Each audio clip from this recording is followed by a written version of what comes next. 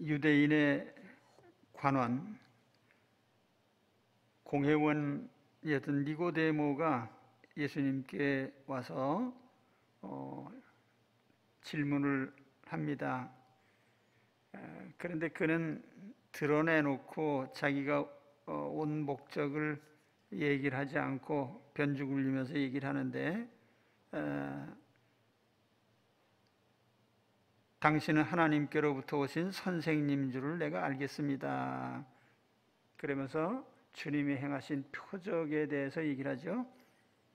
그런데 주님께서는 그 니고데모가 찾아온 목적을 아셨어요. 내가 어떻게 하면 하나님 나라에 들어갈 수 있습니까? 여기 하나님 나라를 볼 수 없느니라 이렇게 이제 주님 말씀하는데, 하나님 나라를 본다고 하는 것이 내세적인 의미도 있고 현세적인 의미도 있어요. 내가 하나님을 묻는데 지금 정말 하나님 나라를 체험하고 있는지. 물론 뭐 우리가 이 땅을 떠나서 하나님 나라에 들어가는 것에 대해서는 물론이죠. 그런데 우리가 예수 그리스도를 믿는 이유는 내세에서 하나님 나라를 얻기 위한 것이기도 하지만 또 현세에서도 하나님 나라의 삶을 살아가는 것이 그리스도를 믿는 축복입니다. 근데 우리가 하나님 나라를 체험하고 살아간다는 것에 대해서 크게 오해하고 있는 것 중에 하나는 내가 사는 내 삶의 환경이 하나님 나라로 바뀔 것으로 기대하는 것인데, 그거는 전혀 잘못된 것이죠. 세상은 바뀔 일도 없고 바뀌지도 않습니다. 그러나 내가 천국 생활을 할 수 있게 된다는 것이 중요한 것이죠. 그 내용을 이제 오늘 거듭남에서 우리는 찾습니다. 우리 주님께서 니고데모에게 바라신 것은 네가 거듭나야 된다고 하는 거예요. 근데 우리가 예수 그리스도를 믿고 나면 이제 외형적으로 변한 건 없지만 내면에서는 거듭 태어나는 놀라운 역사가 일어납니다. 내면의 변화죠. 우리의 내면의 변화를 거듭 태어나는 것으로 이렇게 표현했습니다. 이 겟나오라는 말과 아노덴이라는 말, 아노덴이라는 단어는 우리가 이제 두 가지 의미로 쓰여요. 하나는 위로부터라는 뜻도 있고 거듭이라는 뜻도 있습니다. 그러니까 위로부터 태어난다, 거듭 태어난다. 그래서 오늘 우리가 거듭난다는 그런 단어로 우리가 번역을 해요. 네가 거듭나야 된다. 근데 실제로 또 네가 위로부터 태어나야 된다. 우리 육신은 모태로부터 태어나요. 지상에서 태어나죠. 그런데 우리의 영적인 출생은 위로부터, 하나님께로부터 태어나는 것이기 때문에 위로부터 난다는 이 표현을 하는 것이죠. 그래서 거듭남이라는 건 뭐냐 하면은 영적으로 태어나는 것이고, 그것은 하나님께로부터 나는 것입니다. 위로부터 나는 것이죠. 그래서 이렇게 우리가 거듭나기 때문에 내면에서 놀라운 본성적인 변화가 와요. 그래서 베드로후서 1장 4절에 보면 이로써 그 보배롭고 지극히 큰 약속을 우리에게 주사 이 약속으로 말미암아 너희가 정욕 때문에 세상에서 썩어질 것을 피하여 신성한 성품에 참여하는 자가 되게 하려 하셨느니라. 신성한 성품에 참여하는 자 이렇게 표현하는데, 다시 말해 하나님의 성품을 담는, 하나님의 성품으로 변화되는 그런 역사가 우리 속에서 일어납니다. 그렇게 되다 보니까 우리가 이제 사도 바울이 갈라디아 교인들에게 얘기한 것처럼 우리가 육신을 따라 살게 되면은 세상에 썩어질 것, 죄의 결과들만 나타나지만 우리가 성령을 따라 살게 되면 인격적인 내면의 열매들이 맺혀요. 그래서 오직 성령의 열매는 사랑과 희락과 화평과 오래 참음과 자비와 양선과 충성과 온유와 절제니 이 같은 것들을 금지할 법이 없느니라. 그래서 성령께서 우리 마음속에 하나님의 성품을 심어주셔서 우리 본성이 그렇게 변화하게 하시는 거예요. 자, 이렇게 우리가 본성적으로 변화했기 때문에 우리는 자연스럽게 죄를 멀리하고 하나님의 성품으로 점점 변화가 됩니다. 근데 우리가 이 거듭남이나 내면의 변화라고 하는 것은 우리 육신의 눈으로는 관찰하기가 힘들어요. 근데 정말 내가 거듭났을까? 내가 정말 본성적으로 변했을까? 라고 하는 것에 대해서 우리는 겉으로 나타나는 증표들을 찾을 수밖에 없습니다. 거듭난 증표가 우리 겉으로 드러나게 돼 있어요. 그건 뭐 당연히 드러납니다. 예를 들면 우리는 매 순간 그리스도를 의지하는 삶을 살게 돼요. 저는 오래 믿으면 믿을수록 예수님의 십자가를 의지해야만 된다는 그 깨달음을 항상 갖습니다. 매 순간 주님을 의지할 수밖에 없어요. 왜냐하면 매 순간 내가 하나님의 뜻을 조금이라도 어기고 잘못된 삶의 과정들이 끊임없이 내 앞에 다가오거든요. 살아가다 보면 이 죄와의 투쟁이라고 하는 것은 이 세상 끝나는 날까지 계속되는 거예요. 그렇기 때문에 우리가 이 죄를 자각할수록 예수님의 십자가를 의지할 수밖에 없죠. 주여, 내 죄를 용서해 주세요. 끊임없이 우리 그 고백하는 겁니다. 주님의 십자가를 의지하고 매 순간 죄를 고백하고 그래야만 속이 시원하죠. 우리가 그리스도 밖에 있을 때, 거듭나지 않았을 때 우리의 모습은 죄에 대해서 둔감해. 그러다 보니까 뭐 다른 사람들보다 내가 죄를 많이 안 지니까 그냥 마음 푹 놓고 있는데, 그러나 우리가 거듭난 심령 속에는 죄가 민감하게 다가와요. 항상 주님의 십자가를 의지하게 되죠. 자연스럽게 그렇게 됩니다. 그리고 또 한 가지 중요한 것은 우리의 모든 삶의 관점이 하나님의 관점에서 세상을 보고 내 인생을 보고 판단하게 되는 거예요.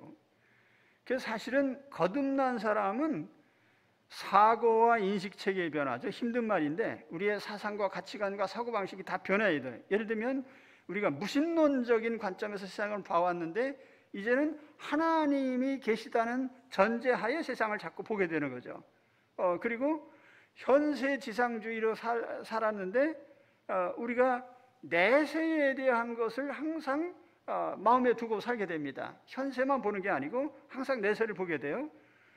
또한 우리가 유물론적으로 육체의 삶에 대해서 많은 관심을 갖고 살았는데 우리가 거듭난 후에는 우리 육체나 물질보다는 영혼에 대해서 많은 관심을 갖게 되는 거예요. 내 영혼이 어떻게 될 것이냐. 그리고 또한 우리의 삶의 목적과 방향이 당연히 변하게 됩니다. 내가 살아가는 목표, 내가 살아가는 방향이 바뀌어요.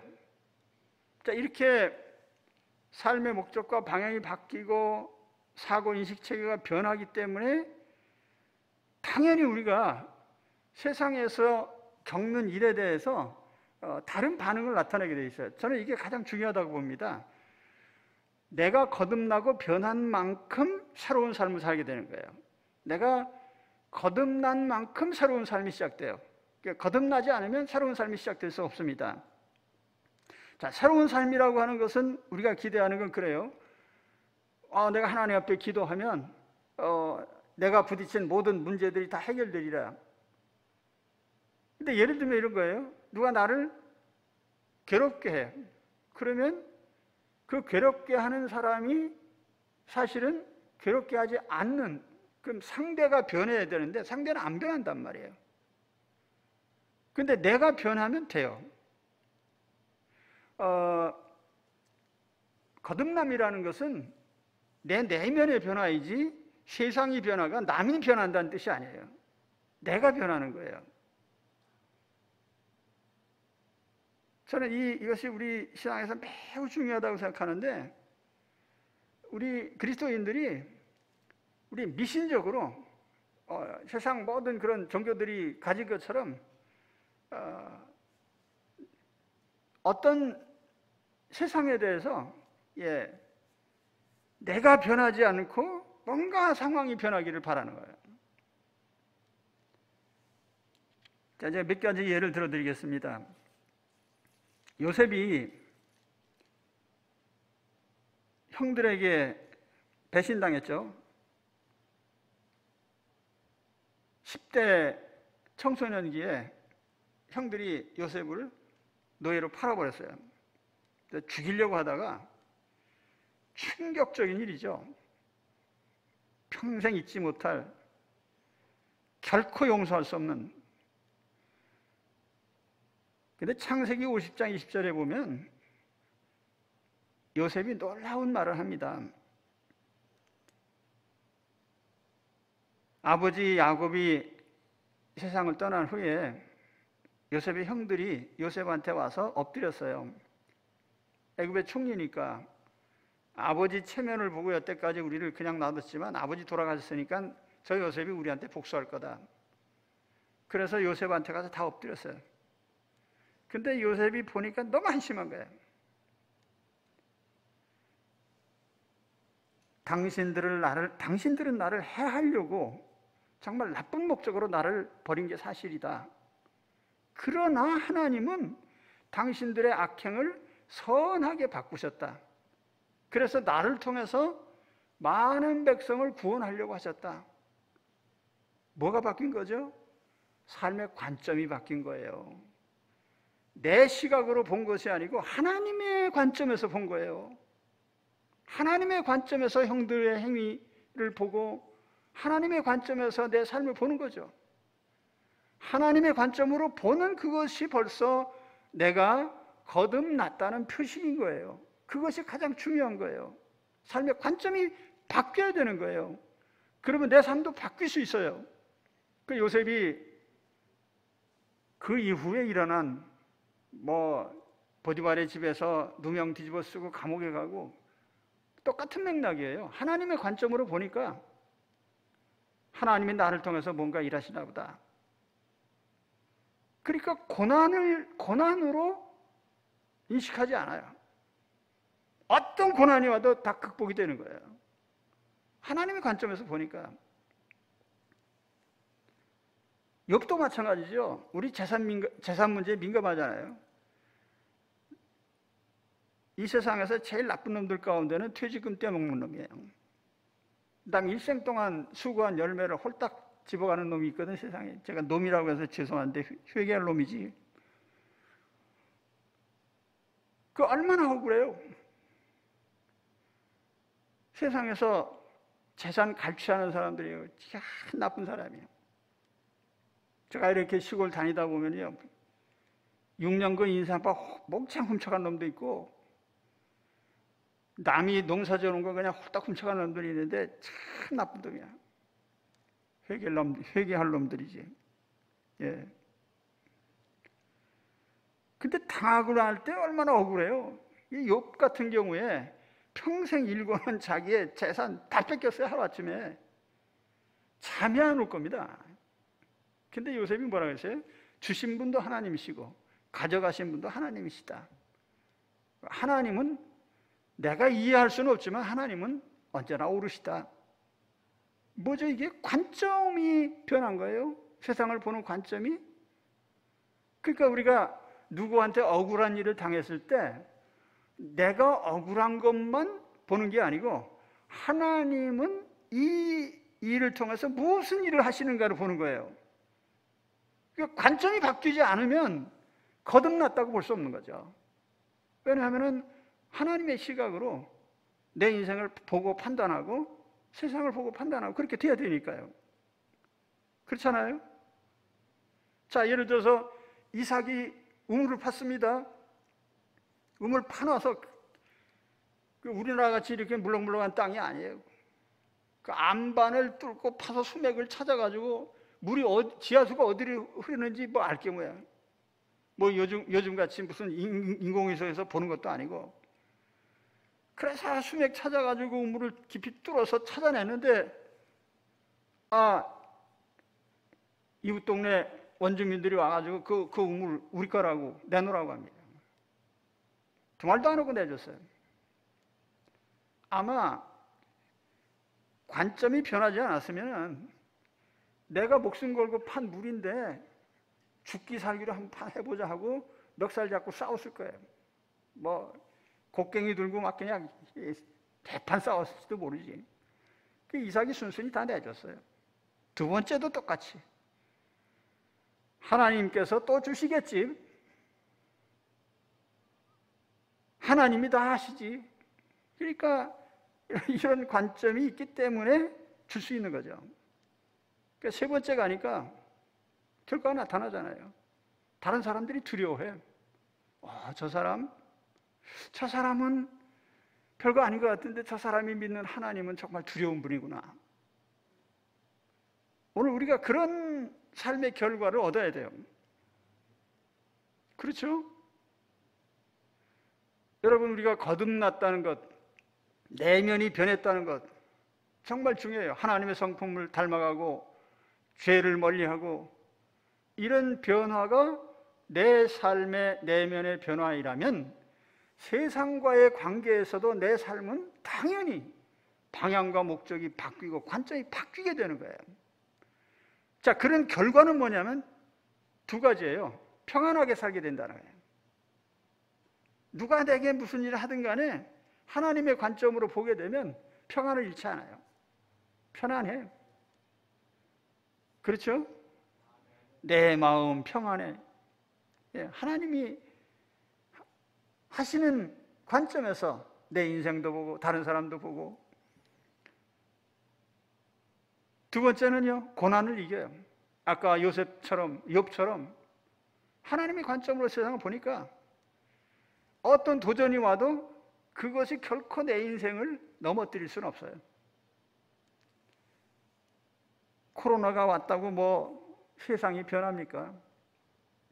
우리가 기도는 그렇게 합니다. 하나님, 이 코로나가 삽시간에 다 없어지게 해. 근데 하나님의 뜻이 계셔서 하시는데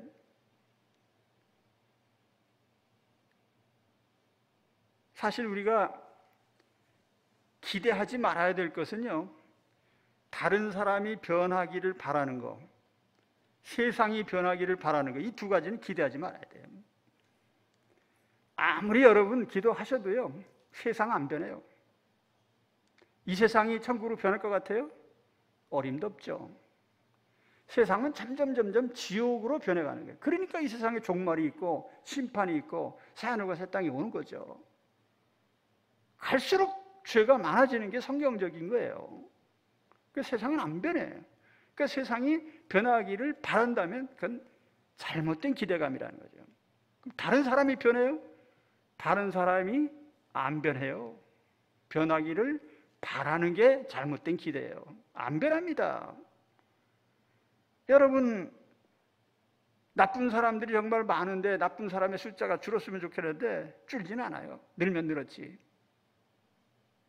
그 나를 괴롭게 하는 그 나쁜 사람들이 혹 있다고 하면 그 나쁜 사람들이 변해요? 안 변하죠. 그런 속에서 내가 거듭난 사람으로서 살아간다면 넉넉히 평안하게, 또 넉넉히 그런 모든 도전들을 이기면서 갈 수 있는 거죠.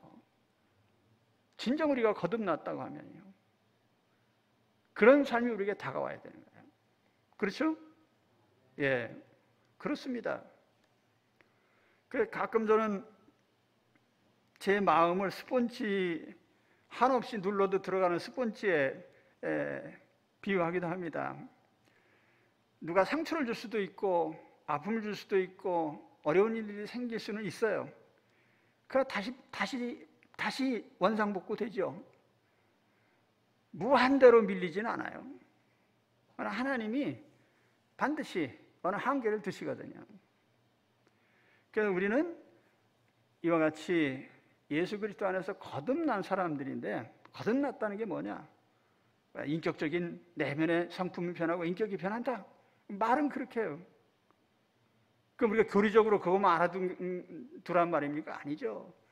내 삶이 실제로 변해서 세상을 새로운 삶을 살아가야 되는 거 아니에요. 새로운 삶. 사도 바울이 그랬어요. 그런즉 누구든지 그리스도 안에 있으면 새로운 피조물이라. 이전 것은 지나갔으니 보라 새 것이 되었도다. 예수 그리스도 안에서 내가 새 피조물이 됐어요. 그러니까 진짜 새로운 피조물이 됐기 때문에 새롭게 살아가는 거죠. 지금까지 산 것처럼 그런 식으로 살지 않고, 요셉처럼 어떤 일이 와도 마음이 요동하지 않고 평안하고, 어떤 일이 와도 고난을 이기고. 할렐루야. 그렇습니다. 사실 내가 삶의 관점을 바꾸고 세상을 보는 눈을 바꾸면 모든 삶이 다 변하게 돼 있어요. 놀라운 삶의 결과들이 와요. 마음이 평안하고 기쁘고 즐겁고. 그렇죠? 뭐 하나 세상이 변한다고 해서 일이 일비하지 않아요. 감사한 일이죠. 그렇죠? 저는 우리 모두가 다 그런 마음을 공유하기를 바랍니다. 그 주님께서 우리를 거듭나게 하신 그 삶의 결과들이 우리에게 그렇게 나타나기를 바랍니다. 되겠습니까? 예, 그렇게 사시기 바랍니다. 그래서 내가 이렇게 거듭나서 삶이 변하고, 삶의 관점이 변하고, 모든 가치체가 변하면 그 다음에는 어떤 것도 우리를 넘어뜨릴 수 없다. 이런 그리스도인의 은혜로운 모습으로 내면의 변화가 있으시기를 축원합니다. 기도하겠습니다.